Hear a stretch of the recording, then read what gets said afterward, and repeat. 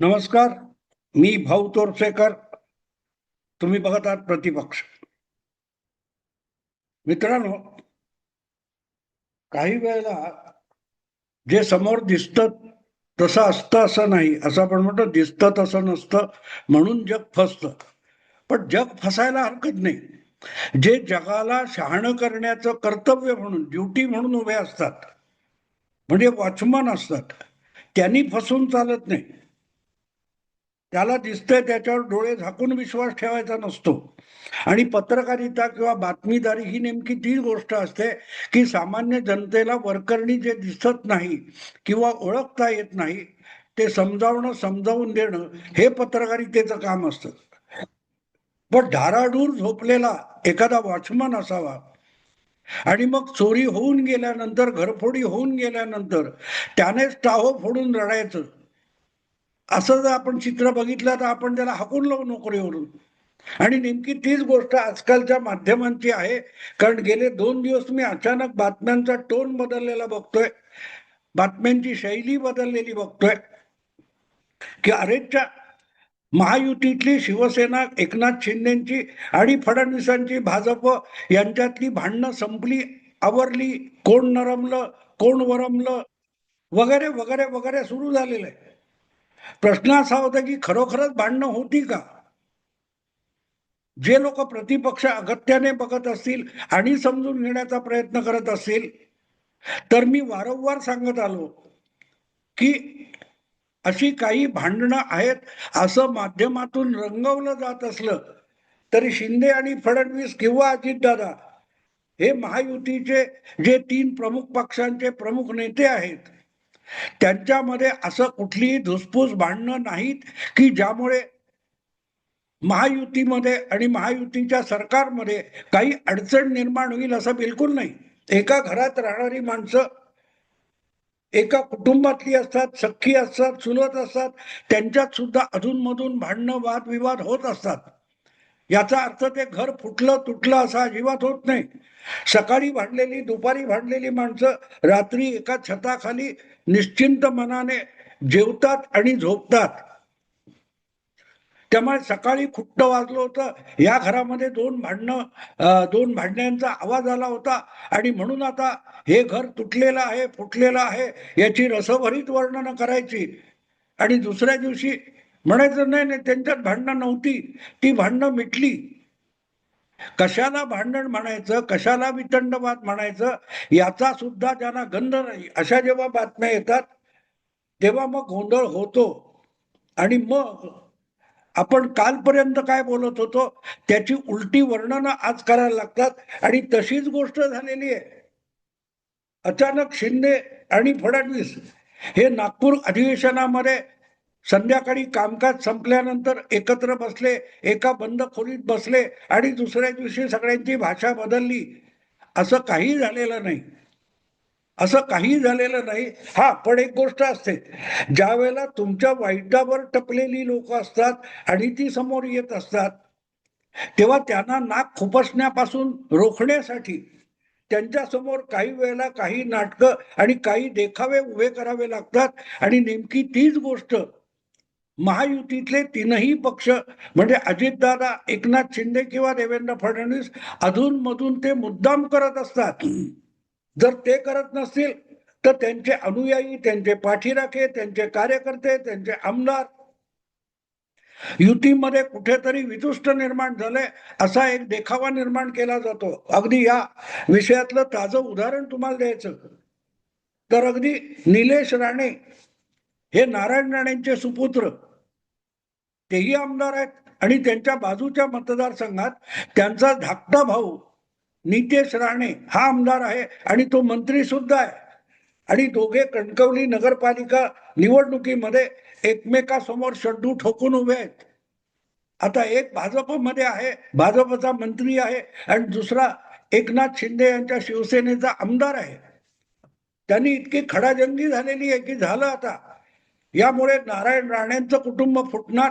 आणि तेवढंच नाही तर महायुतीचं सरकार सुद्धा अडचणीत आलेलं आहे, कोंडीत सापडलेलं आहे. अशी जी काय वर्णनं केली जात होती ती कुठल्या कुठे छू झाली. 2 डिसेंबर नंतर, कारण 2 डिसेंबर पर्यंत ज्या पहिल्या टप्प्यातल्या निवडणुका होत्या स्थानिक संस्थांच्या, म्हणजे नगरपालिका आणि नगर परिषदांच्या निवडणुका होत्या, त्याचा प्रचार हा 2 डिसेंबरला संपणार होता आणि 3 डिसेंबरला मतमोजणी होणार होती. पण काहीतरी गडबड झाली आणि 20-22 काय नगरपालिका परिषदा असतील, तिथलं मतदान नागपूरच्या हायकोर्टाच्या खंडपीठाने तिथलं मतदान रोखून धरलं आणि ते पुढे ढकललं आणि त्यामुळेच त्या नंतर मतदान होईल, तिथलं मतदान होऊन एकत्रित 21 डिसेंबरला मतमोजणी करायची असा खंडपीठाने निर्णय दिला. पण जिथे मतदान व्हायचं तिथे होऊन गेलं. म्हणजे साधारणतः 200 पेक्षा अधिक नगरपालिका नगर परिषदांमधलं मतदान होऊन गेलेलं आहे आणि जे कोणी उभे राहिलेत, अगदी एकमेकाविरुद्ध उभे राहिलेत, एकमेकाच्या बाजूने उभे राहिलेत, ते त्या निवडणुकीच्या भूमिकेतून बाहेर आलेत आणि नेहमीचं जीवन जगायला लागलेत, म्हणजे आपापल्या पक्षातलं जीवन जगायला लागलेत.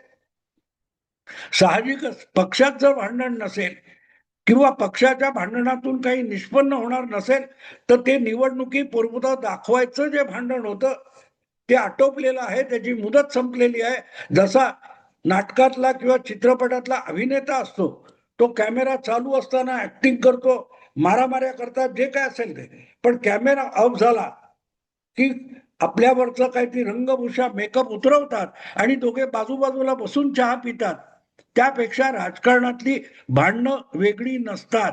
अगदी विधान भवनामध्ये एकमेकावर अधवा तधवा बोलणारे हे नंतर कॅन्टीनमध्ये बसून एकत्रित चहा सुद्धा पित असतात, नाश्ता करत असतात. तेव्हा त्यातून सुतावरून स्वर्ग गाठत भांडणं आणि कोंडीत आणि अडचणीत वगैरे आणणारे जे असतात ते तोंडगशी पडतात. आणि तशीच मराठी माध्यमं आता पूर्णपणे तोंडगशी पडली आहेत आणि आता सांगायला लागली की भांडणं मिटली. मिटली म्हणजे काय?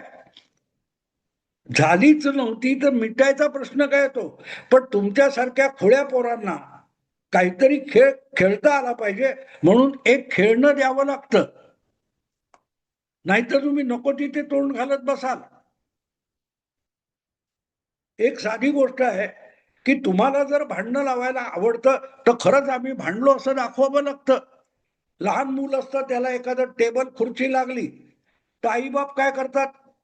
तू कशाला तिथे गेला, तडफडला असं बोलत नाही, ते टेबलाला 2 फटके मारतात, खुर्चीला 2 फटके मारतात. ह्याला पुढे हॅट तुझ्या म्हणून त्या टेबल खुर्चीला मारलं की ते बाळ जसं समाधानी होतं, तशी आजची एकूण पत्रकारिता झालेली आहे. त्यांना कुठेतरी खुसपट झालं की आनंद होतो. एक हिंदी मधला तर मी गमतीशीरच व्हिडिओ बघितला. दिल्लीमध्ये राज ठाकरे यांचे सुपुत्र अमित शहा यांच्या सासूरवाडीच्या कोणाचं तरी लग्न होतं आणि त्यासाठी राज ठाकरेंचा परिवार आणि कुटुंब गेलं होतं. त्या समारंभाला, विवाह समारंभाला दिल्लीच्या पंतप्रधान नरेंद्र मोदी आले होते आणि त्यांनी इशारा करून अमितला आपल्या बाळासह, म्हणजे राज ठाकरेंच्या नातवासह बोलवलं आणि नंतर राज ठाकरे, अमित शहा वगैरेंची, राज ठाकरे आणि अमित ठाकरे यांची पंतप्रधानांची काय तात्पुरती थोडीफार बोलाचाल झाली, त्याच्यावरून सुरू. बघा, मुंबई तिकडे काहीतरी झालं आणि तिकडे राज ठाकरे दिल्लीत पंतप्रधानांना भेटले. अरे कशासाठी भेटले, त्यांच्यात काय झालं? म्हणाले सुतावरून स्वर्गात आणि स्वर्गातून नरकात. या पद्धतीची जी बातमीदारी आहे, त्यामुळे भांडणं झालीच नाही तर ती मिटणं सोपं असतं. आणि त्यापेक्षाही गंमत अशी आहे की मी छाती ठोकपणे सांगतो की हे जे असल्या कुठेही संडासाला नाक लावून बसलेले असतात, त्यांना दुर्गंधी यावी यासाठी मुद्दाम पादावं सुद्धा लागतं. आणि आजचे राजकारणी हे अतिशय बिलंदर झालेले आहेत. ते खोटं नाटो पादून देखील तुम्हाला आवाज पण काढून दाखवतात आणि दुर्गंधी सुद्धा येते की हे खुश, लगेच बातम्या रंगवायला सुरुवात, दाणादाण, घणाघात, तोफ धडाडली, सुरू होतं.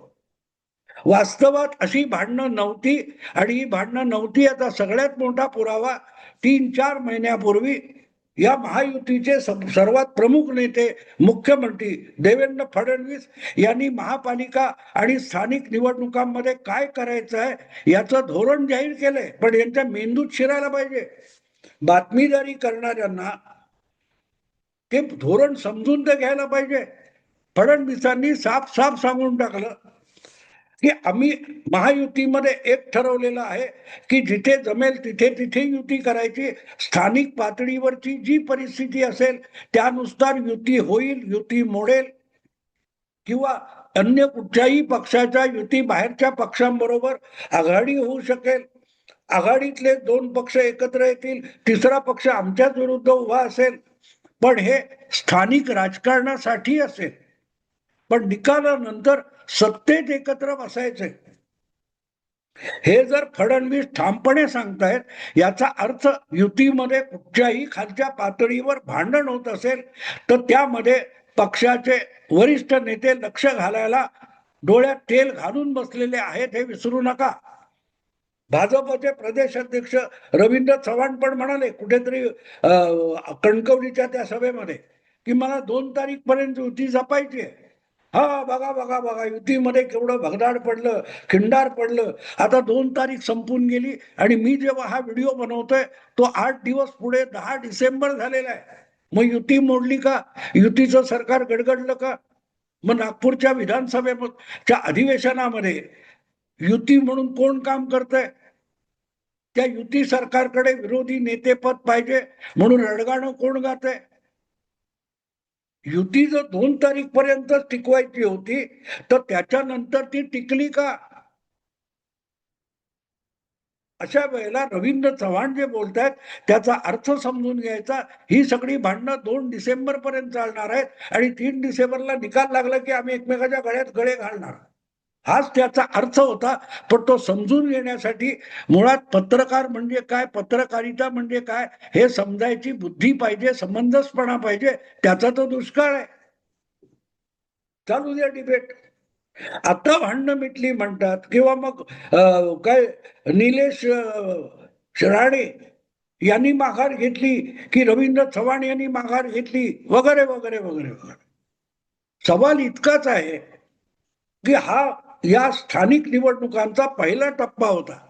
यानंतर जिल्हा परिषद, तालुका पंचायत आणि महापालिकेच्या निवडणुका व्हायच्या आणि कदाचित जिल्हा परिषद वगैरे नंतर होईल, पण महापालिका आधी निवडणुका होतील आणि त्या कदाचित प्रजासत्ताक दिन म्हणजे 26 जानेवारीच्या आधी उरकल्या जातील.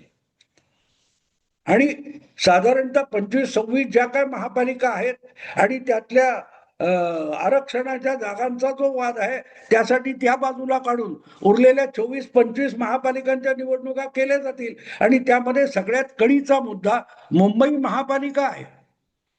आणि मुंबई महापालिकेच्या निवडणुकीत अजून काँग्रेसने ठामपणे नकार दिलेला आहे आणि राज ठाकरे आपल्या बंधूंबरोबर निवडणुकीत युती करणार असं अजूनही जाहीर करत नाहीत. त्यामुळे सगळ्यात अत्यंत टांगलेली लोंबकळलेली अवस्था कोणाची आहे तर उद्धव ठाकरे यांच्या पक्षाची आहे. पण चर्चा त्याच्याबद्दल करण्यापेक्षा भाजप आणि शिंदे यांच्यात मुंबईमध्ये युती होणार की नाही, मग लोढा काय बोलले, मग आणखीन अमित साटम काय म्हणाले, याच्यावरून बातम्या बिनबुडाच्या बातम्या रंगवल्या जातात. मुळात प्रश्न असा आहे की भाजपला आपल्याला सहजगत्या बहुमत किंवा 100 पेक्षा अधिक जागा मिळतील हा जो आत्मविश्वास आहे त्या आत्मविश्वासाशी टक्कर घ्यायची असेल तर कुठल्याही परिस्थितीमध्ये 2 ठाकरे एकत्र आलेच पाहिजेत आणि ते येणार नसेल तर मग उबाठा आणि काँग्रेस यांना एकत्र येऊन लढावं लागेल. अन्यथा भाजपचं पारडं अगदी एकनाथ शिंदेशिवाय सुद्धा जड असू शकतं. गेल्या वेळेला एकनाथ शिंदे त्यांच्या सोबत नव्हते तरीही भाजपने अखंड शिवसेनेच्या तुलनेत फक्त 2 जागा कमी त्यांच्या 82 आणि शिवसेनेला 84 जागा मिळाल्या होत्या. काँग्रेस सोबत नव्हती, राष्ट्रवादी सोबत नव्हती, अबू आझमी नव्हता की नवाब मलिक बरोबर नव्हता, तरीही शिवसेनेला भाजपपेक्षा फक्त 2 जागा अधिकच्या मिळवत्या आल्या. आणि आता त्यांच्याकडून एकनाथ शिंदेच्या विभागणीमुळे निदान 30-40% मतं घटलेली आहेत मुंबईत. आणि हे विधान सभेच्या निवडणुकीत मतदानातून दिसतं, लोकसभेच्या मतदानातून दिसतं. अशा वेळेला सगळ्यात मोठी वाईट परिस्थिती उद्धव ठाकरेंसमोर आहे, तितकी ती भाजप समोर नाही. आणि तडजोड करायची तर सोपी आहे. ठाणे महापालिका हा एकनाथ शिंदेचा बालेकिल्ला आहे, तो त्यांच्याकडे सोपवला तर एकनाथ शिंदे मुंबई महापालिका निवडणुकीत 2 नंबरचा पक्ष किंवा धाकटा भाऊ व्हायला आपोआप राजी होतात. तीच गोष्ट इतर महापालिकांच्या बाबतीत असेल, जिथे ज्याचं पारडं जड. नव्या मुंबईमध्ये भाजप म्हणून गणेश शिंदेचं पारडं जड असतं. कल्याण डोंबिवलीमध्ये भाजप शिवसेना तुल्यबळ आहेत. या सगळ्या तडजोडी होतात. पुण्यामध्ये किंवा पिंपरीमध्ये एकनाथ शिंदे यांचं फारसं वजन नाही, त्यामुळे तडजोडी करायच्या तर त्या अजितदादांबरोबर केल्या जातील. आणि हे करणार हे आधी सांगून झालंय. सत्तेत नंतर एकत्र बसायचं आहे, याचा अर्थ एकत्र लढा, विरोधात लढा, पण निकाल लागल्यानंतर आपली दोघांची बेरीज एकमेकाविरुद्ध लढून सुद्धा बहुमताची असली पाहिजे, या तत्वावर या निवडणुका महायुती लढवते आहे. त्यामुळे अगदी भांडणं होताना, आरोप प्रत्यारोप होताना दिसले तरी त्याचा अर्थ समजून घ्या. हा एक देखावा निर्माण केला जातो, ज्या देखाव्यामुळे आपल्या विरोधात लढणारे जे आहेत ते गाफील होतात आणि त्या गाफील करण्यासाठी माध्यमातून अशा बिनबुडाच्या बातम्यांची राळ उडवली की विरोधकांना आपण ढिले आहोत, भाजप महायुती ढिली असं वाटलं पाहिजे. यासाठीच या भांडणांचं नाटक केलं जातं आणि ते नाटक जितकं अधिक रंगेल आणि त्याच्यावर महाविकास आघाडी, काँग्रेस, उभाटा जितका विश्वास ठेवतील, तेवढी भाजप आणि त्यांच्या मित्र पक्षांसाठी स्थानिक संस्थांच्या निवडणुकांची लढत अधिक सोपी होऊन जाते. आणि त्यामध्ये अलगद बावळट माध्यमांच्या पत्रकारांना वापरलं जाते. ज्यांना असं वाटतं आपल्याला फार मोठी ब्रेकिंग न्यूज मिळाली, ब्रेकिंग न्यूज वगैरे काय नाहीये. तुमचा वापर केला जातो महायुतीच्या विरोधकांना गाफील ठेवण्यासाठी. महायुतीतले झगडे दाखवणं हे तुमच्याकडून करून घेतलं जातंय आणि तुम्ही करताय. आणि त्यातले काही पत्रकार अगदी उद्धव निष्ठ असतील, काँग्रेस निष्ठ असतील, तरी ते प्रत्यक्षात भाजपला मदत करतायत. कॅमोफ्लॉज त्याला म्हणतात, देखावा करायचं. एक कहीं पे निगाह हे कहीं पे निशाणा म्हणतात, तसं हे राजकारण आहे. आणि म्हणून महायुतीत भांडणं नव्हतीच, ती मिटली, ही सुद्धा तितकीच बोगस बातमी आहे. असो मित्रांनो, आता थांबतो. आवडलं लाईक करा, शेअर करा आणि प्रतिपक्षाला सबस्क्राईब करा. नमस्कार.